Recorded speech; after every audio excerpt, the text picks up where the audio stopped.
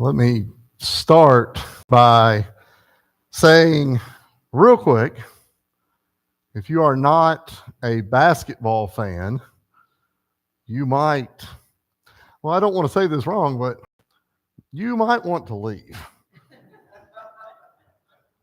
Because tonight we are going to talk about a title that we see on the board here, March Madness. We're going to tie it to basketball this evening. But again, if you're not a basketball fan, you're welcome to leave. All right. I'll speak ahead of the elders right there on that. Right now, I hope my television is recording the NCAA basketball tournament selection show. You're not allowed to say anything. If you're on your phone, you're not allowed to say anything to me afterwards here, okay? But over the next week, I was looking and I figured it out. Over the next week, starting Tuesday through next Sunday night, there will be 52 NCAA tournament basketball games. And in each one of those games, there will be a winner and a loser. And the winner will get to play the next night or 2 nights later. And the loser will go home. Now, this time of year has come to be known as March Madness. I'm going to talk about why for a little bit this evening. One, during this next week or so, we will have times, again, if you're not a basketball fan, this is for all, I assume you're all basketball fans since you all decided to stay. We will all have moments where we are nervous. We will all have moments where we high five other people. We will all have moments where we are fussing. And we will all have moments, maybe the more important, where we are snacking. All right? All of this will take place during the course of the next week or so. To be fair, the term madness probably works really well right here, right? We'll have all of that taking place. Now, I'm sure that some would argue that this is akin to idolatry, that you can become way too invested in something like this. And that's probably true. But I want to argue tonight that perhaps we should care more about things in our lives. I'm going to argue that we should have passions about sports, about hobbies, about books, about whatever it would be, about our family, about our friends. But even more so, we should have passion about the church. And we'll talk about that a bit this evening. To start with,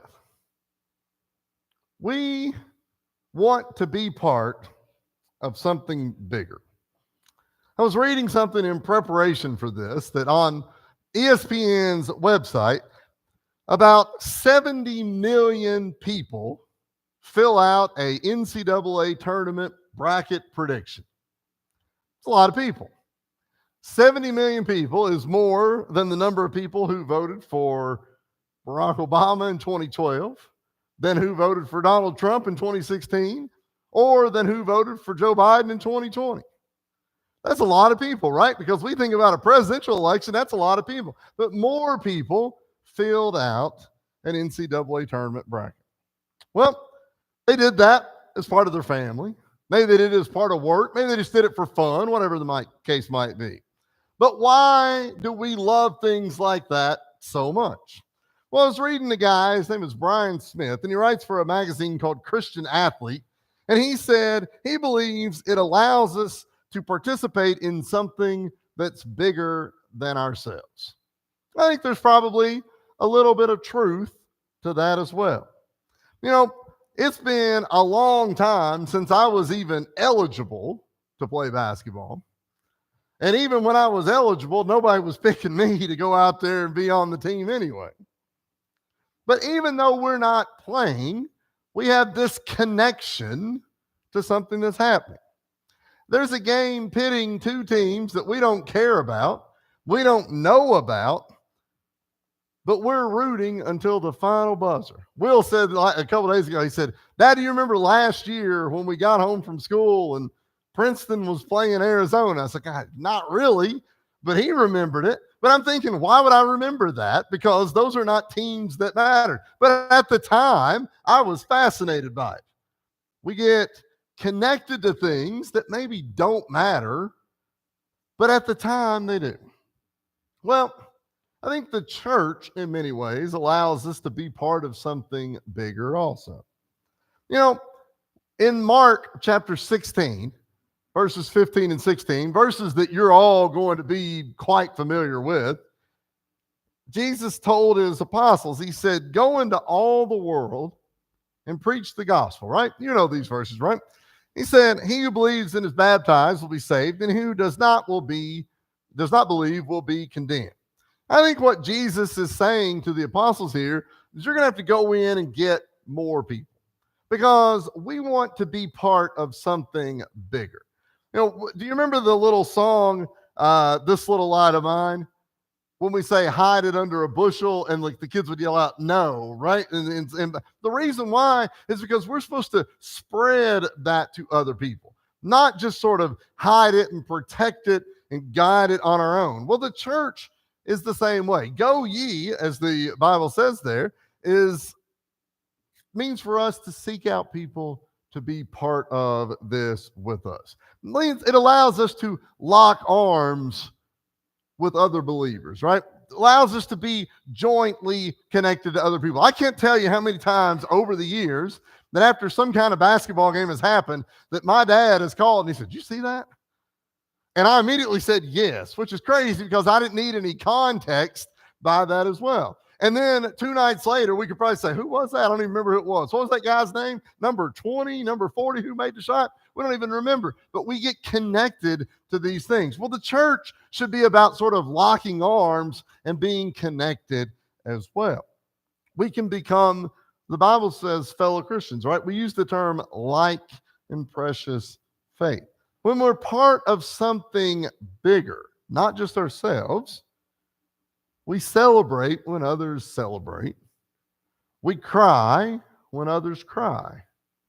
We've dealt a lot with that in the last couple of weeks, and we'll deal more with it in the coming weeks. We've had reasons to celebrate in this congregation. We've had reasons to cry in this congregation as well. But I find comfort in knowing that I don't have to do either of those things alone. That I am with you and you're with me when we do this. This is how God made us, right? Go back to the very beginning of the Bible. God, the Bible, in the Genesis story, it says that he realized that it wasn't good for man to be alone, right?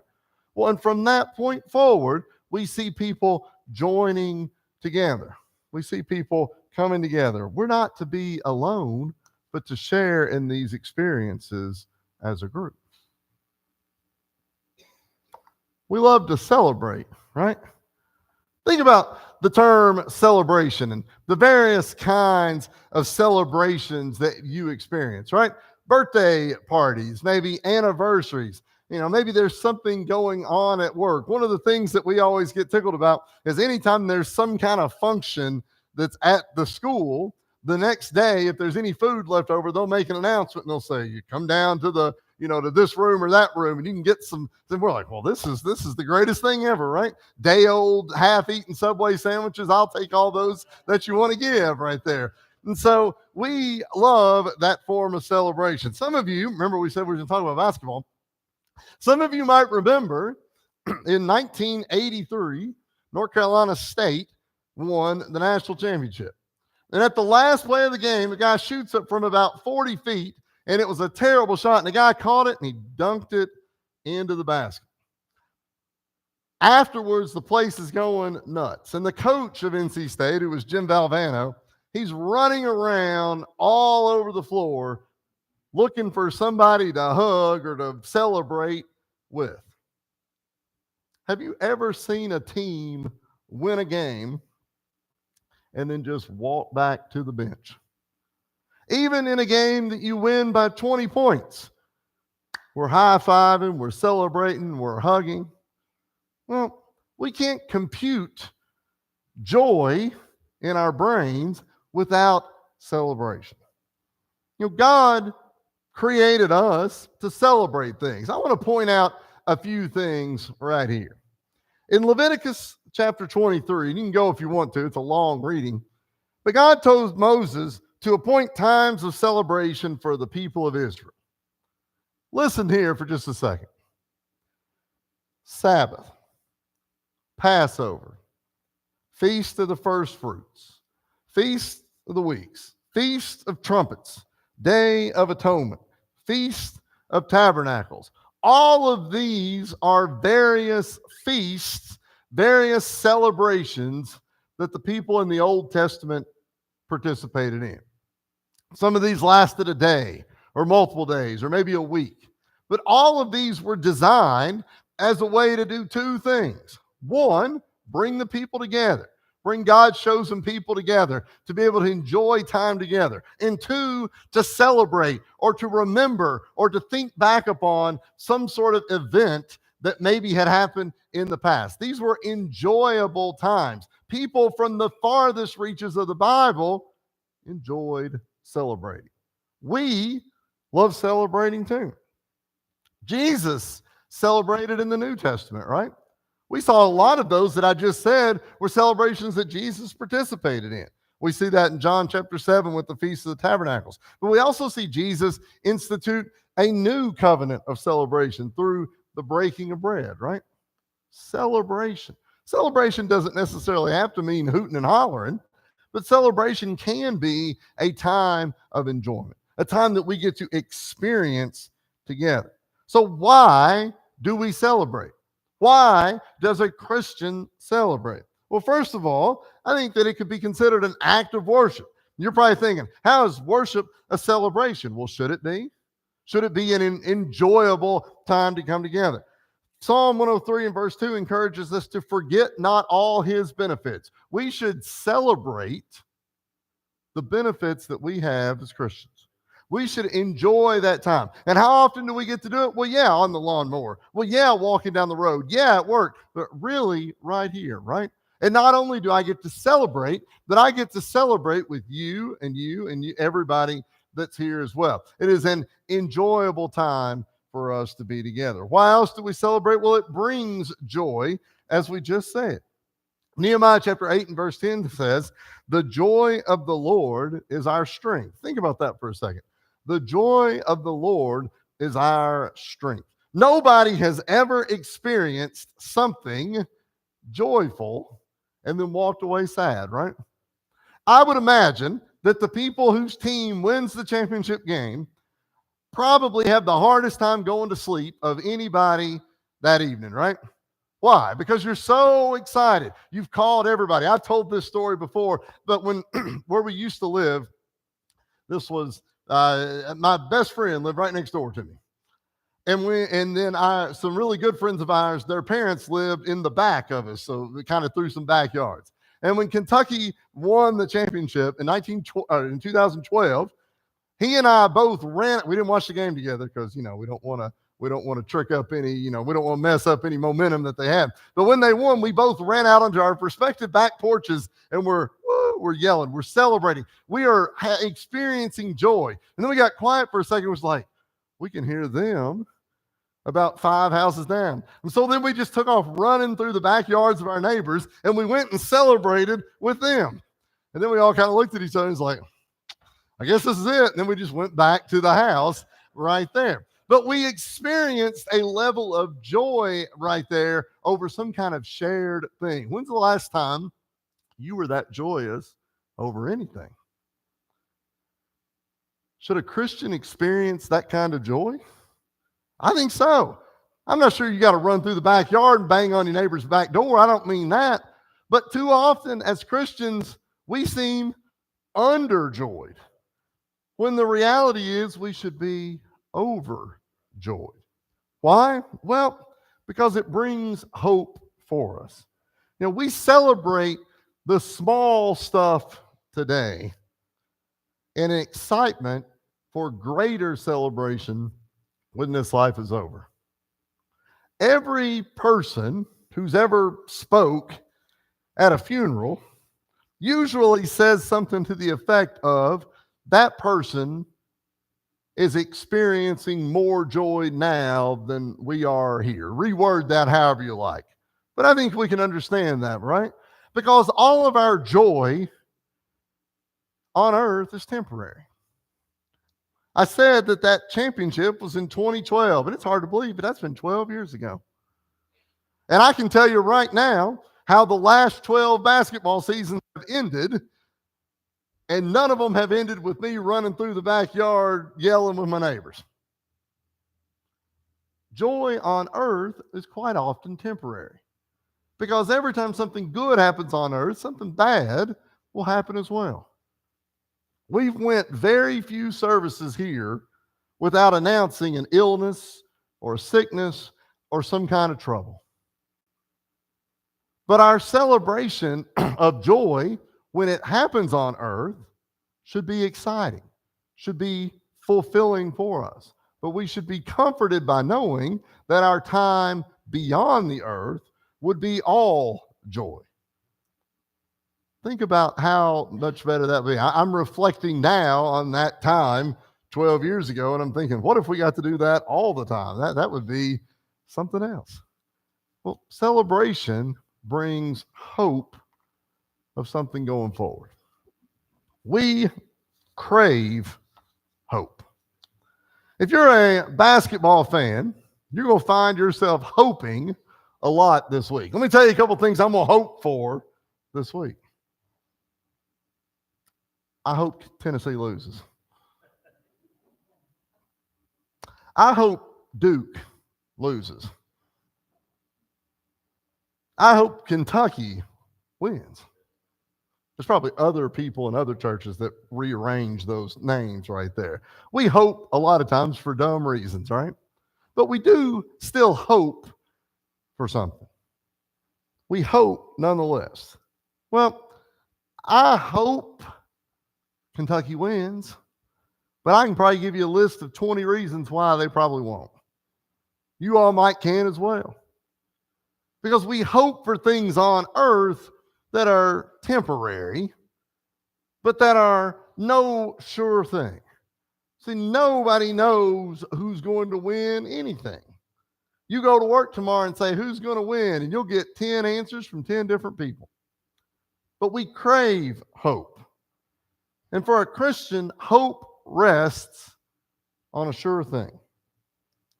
We trust that God's promises will be fulfilled. See, the smartest person about basketball in the world can tell me tonight, Kentucky is going to win.